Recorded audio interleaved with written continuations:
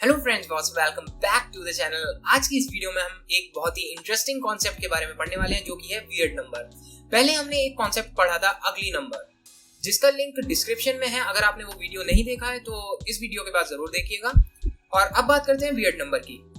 इसमें दो कॉन्सेप्ट आते हैं, जिसमें से एक में डायनेमिक प्रोग्रामिंग यूज होती है, लेकिन हम डायनेमिक प्रोग्रामिंग को यूज नहीं करेंगे, डायरेक्टली इस कॉन्सेप्ट को बहुत इजी वे में सॉल्व करेंगे। तो ये तो मानना पड़ेगा कि ये वियर्ड नंबर है, तो ये वियर्ड तो है, लेकिन मेरे से ज्यादा नहीं है। तो without any further ado, let's begin.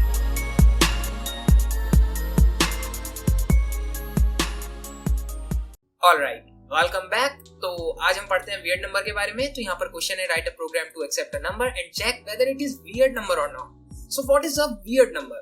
A weird number is a natural number that is abundant but not semi perfect. अब आगे बढ़ने से पहले मैं आपको एक चीज बता दूं, अबंडेंट नंबर और सेमी परफेक्ट नंबर के दोनों के बारे में मैंने वीडियो पोस्ट की हुई है। डिटेल में समझने के लिए दोनों वीडियोस को आप देखिएगा, डिस्क्रिप्शन में उन दोनों का लिंक आपको मिल जाएगा, तो प्लीज उनको जरूर देखिएगा अगर आपको इसका कॉन्सेप्ट क्लियर नहीं है।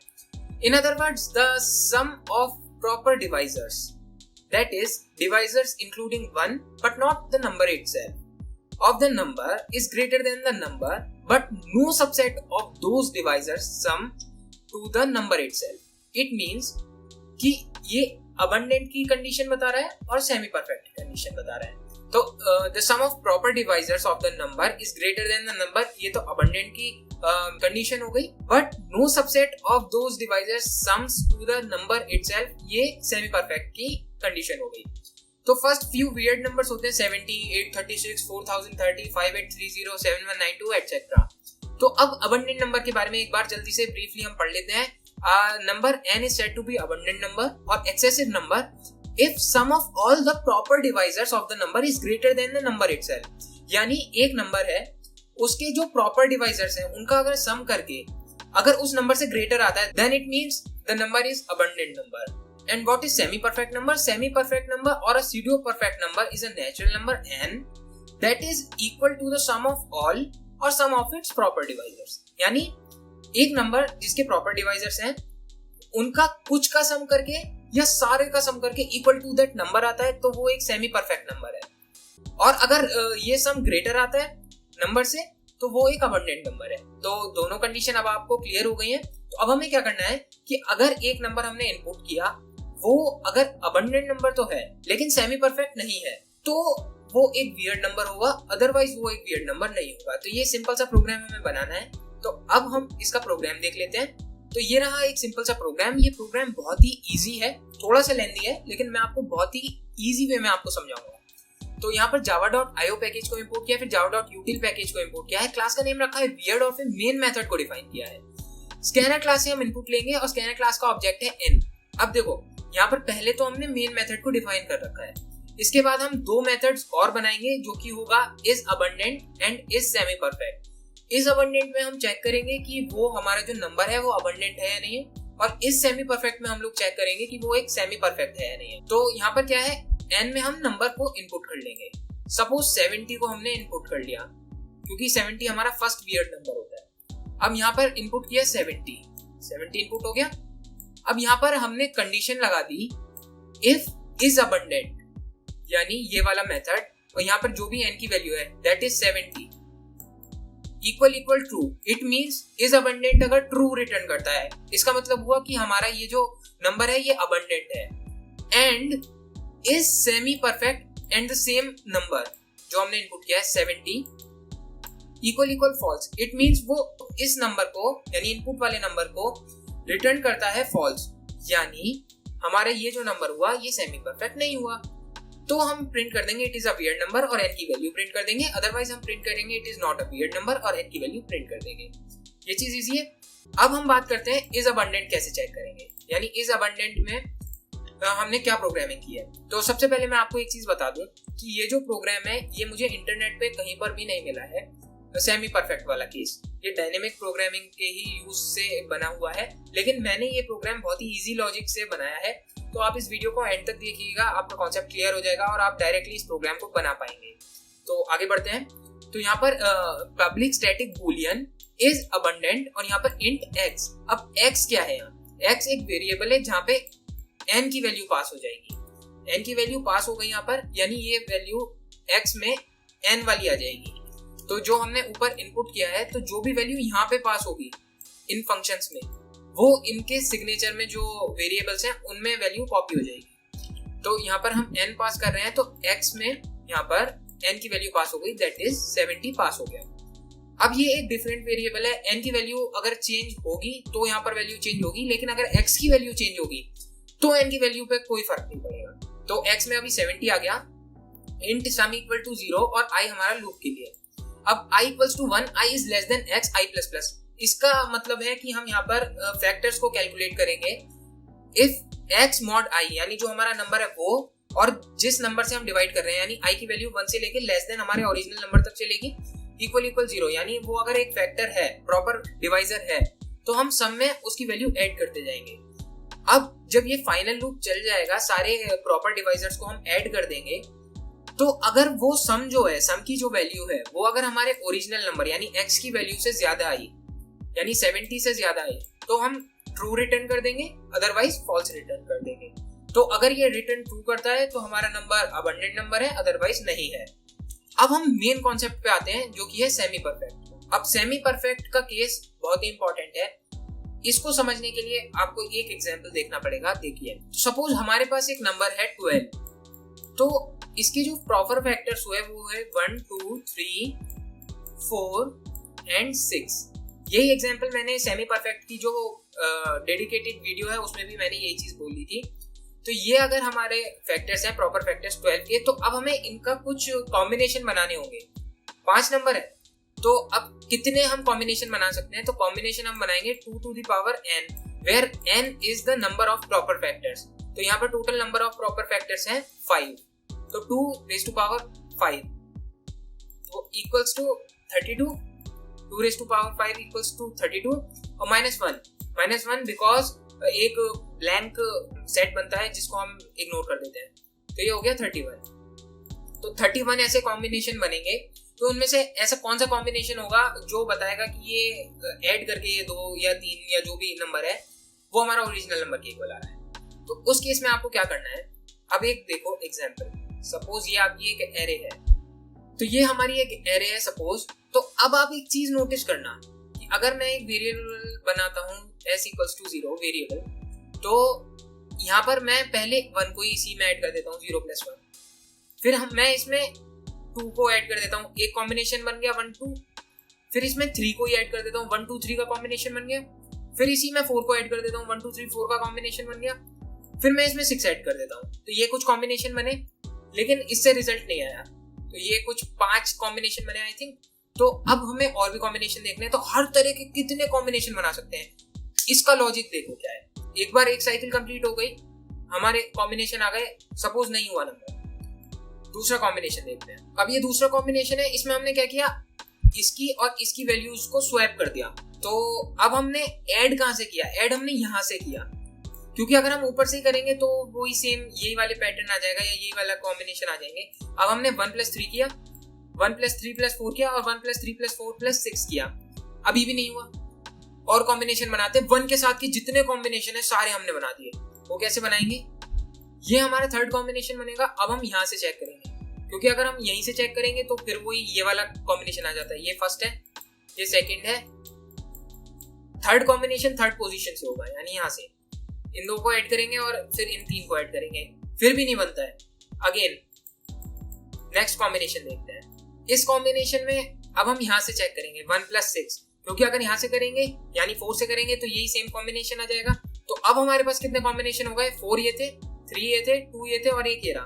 तो ऐसे ही अब एक कॉम्बिनेशन और बनेगा जो कि 1 लास्ट में आ जाएगा। तो अब देखने वाली बात ये है कि साइकिल को समझिए। जब हमारी एरे में एलिमेंट स्टोर थे फर्स्ट सीक्वेंस के हिसाब से, यानी इस ऑर्डर में, तो हमारी एक साइकिल कंप्लीट हुई, पहले हमने ये कॉम्बिनेशन बना के देखे, लेकिन फिर हमने 2 को एक्सक्लूड कर दिया। 2 हमें नहीं चाहिए, दूसरे कॉम्बिनेशन बनाते हैं, लेकिन 1 कंपलसरी है, हर कॉम्बिनेशन में 1 कंपलसरी है। 1 को इंक्लूड किया, फिर 1 3 4 6 का बनाया, फिर सोचा 3 को भी हटा देते हैं, 1 4 6 का बनाया, फिर सोचा 4 को भी हटाते हैं, 1 6 का बनाया, और लास्टली 1 अकेला रह गया। तो अब हमें ये एक तो ये पूरी साइकिल हो गई, ये चीज एक पूरी साइकिल हो गई। जिसमें 1 कंपलसरी था। अब ऐसे हमारे पास 5 नंबर हैं, तो ऐसी तो हमें 5 साइकिल करनी पड़ेगी। अब हर एक साइकिल का 5 साइकिल थी। क्या बोला मैंने, मैं फिर से एक्सप्लेन करता हूँ। अगर हमारे पास 5 फैक्टर हैं तो यानी टोटल 5 नंबर हुए। अब 5 नंबर को एक एक नंबर कंपलसरी होना चाहिए हर साइकिल में, यानी इस साइकिल में 1 कंपलसरी है, तो ये एक साइकिल है ओवरऑल। बड़ी वाली साइकिल ये एक है जिसमें हमने 5 तरह के साइकिल को रिपीट किया और कॉम्बिनेशन बनाए 1 को कंपलसरी रख के। अब जितनी हमारे पास ये नंबर है या फैक्टर्स हैं, उतनी ही साइकिल हमें 2 बार करनी पड़ेगी। 2 बार कैसे? एक तो इनर साइकिल, एक आउटर साइकिल। आउटर साइकिल वो है जो ये वाली है, यानी अब आप कॉम्बिनेशन बनाओगे यहां से स्टार्ट करके 2 से। अब 2 कंपलसरी होगा और फिर स्वैप होती जाएंगी। यही साइकिल दोबारा रिपीट होगी लेकिन अब 2 से स्टार्ट होगी। यहाँ पे ये फर्स्ट स्टेज थी, अब इसको फर्स्ट स्टेज मान के हम स्टार्ट करेंगे और अब 2 बॉटम पे आ जाएगा, 1 सेकंड लास्ट पोजीशन पे आ जाएगा।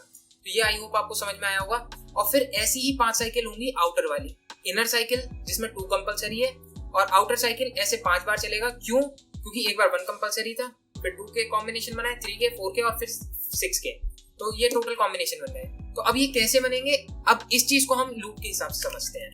तो ये हमारा यहाँ पर फंक्शन है public static Boolean is semi perfect int x. यहाँ पर n की वैल्यू ही पास होगी, तो इसका x अलग है, उसका x अलग था, तो उसके x में चेंज आता है, यानी अबव वाले फंक्शन के x में, तो इसके x पर कोई फर्क नहीं पड़ेगा।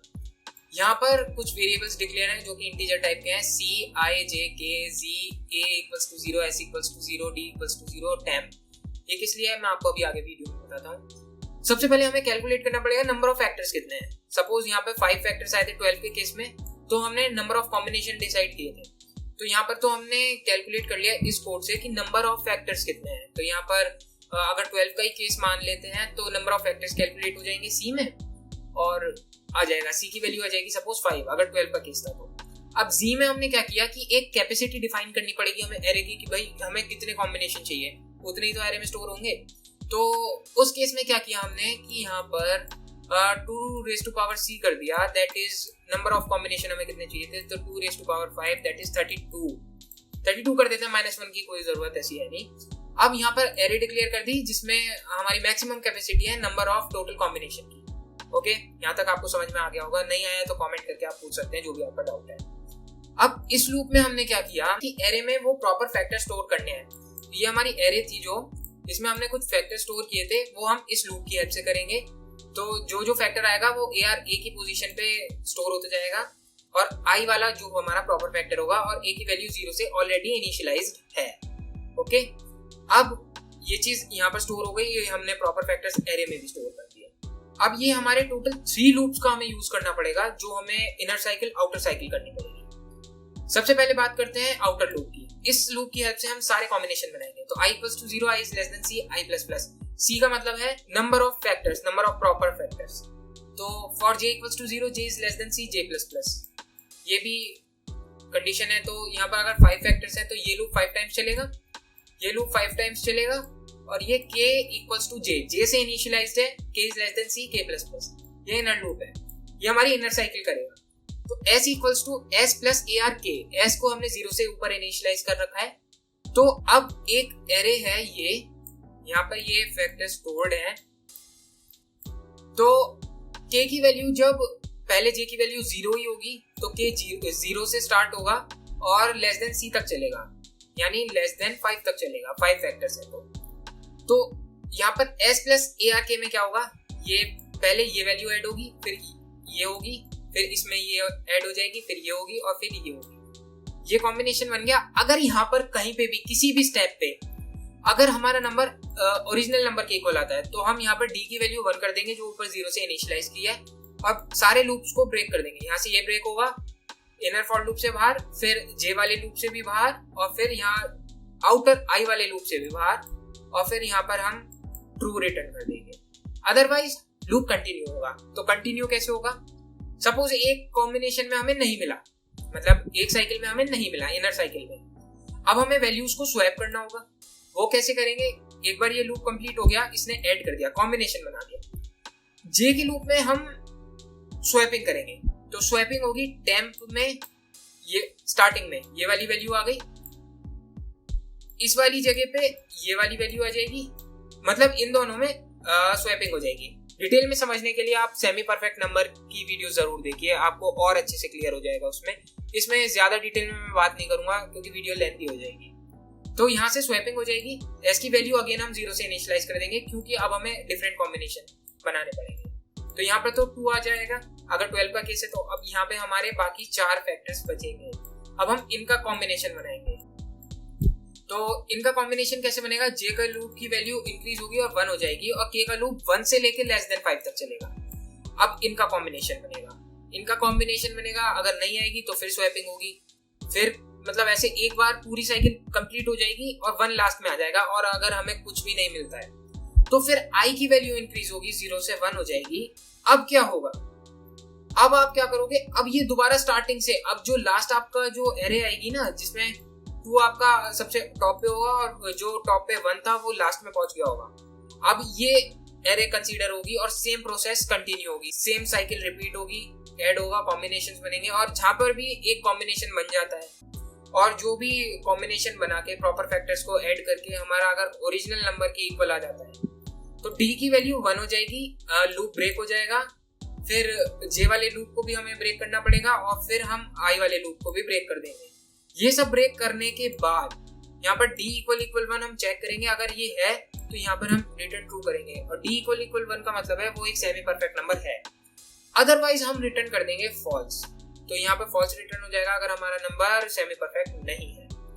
तो ये चीज आई होप आपको समझ में आई होगी। अगर आपको समझ में नहीं आई है तो कोई ऐसी टेंशन वाली बात नहीं है, आप सेमी परफेक्ट नंबर की वीडियो देख लीजिए, उससे आपको परफेक्टली क्लियर हो जाएगा। फिर भी नहीं होता है तो आप मेरे से इंस्टाग्राम, फेसबुक या ट्विटर पे कांटेक्ट कीजिए, मैं आपकी हेल्प जरूर करूंगा। या फिर आप कमेंट कीजिए, कमेंट सेक्शन में हम लोग बात करेंगे।